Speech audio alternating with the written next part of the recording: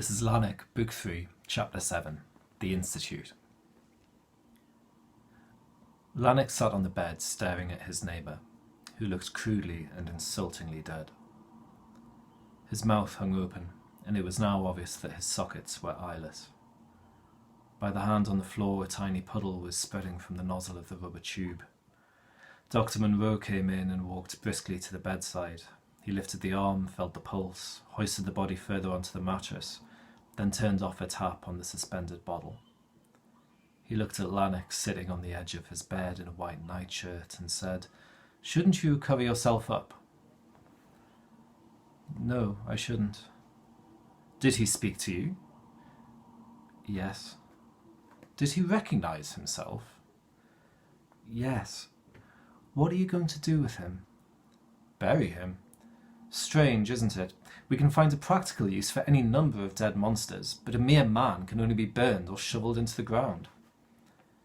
"I don't know what you're talking about. Get into bed, Lanark." "I want to see out the window." "Why?" "I feel enclosed." "Can you walk there?" "Of course I can walk there." The doctor opened a locker beside the bed, took out dressing gown and slippers and handed them to Lanark, who put them on and walked to the window, ignoring a feeling of floating above the floor. He was surprised to find the corridor hardly longer than the room he had left. To right and left it ended in a blank wall with a circular door closed by a red curtain. Lanark hesitated before the slats of the blind, until Dr. Monroe appeared at his side and placed a hand on a green cord hanging from the top. He said, "I'll raise the blind, Lanark, but first I want you to repeat certain words." "What words?" "If I lose my way, I will shut my eyes and turn my head." "If I lose my way, I will shut my eyes and turn my head." Monroe raised the blind. It was a view of mistily moving distances with the sun shining through them. Snowy ranges of cloud divided snowy ranges of mountain, and silvery skies lay so near to sparkling oceans that they were hard to tell apart. The Institute seemed drifting toward the sun between the precipices of a canyon, and he peered forward and down, trying to catch sight of the bottom, but when the mist below the window thinned and parted, he saw a dark violet space containing stars and a sickle moon. Feeling dizzy, he looked back at the sun for reassurance, for though dimmed by haze, it shone solidly in the centre of the scene, illuminating and uniting it. But now he wondered if the sun was maybe far overhead, and this a reflection in the sea, or perhaps it was behind him and he was seeing it mirrored in a glacier among the mountains in front. Nothing was visible now but sunlight and milky cloud with a single peak rising from it.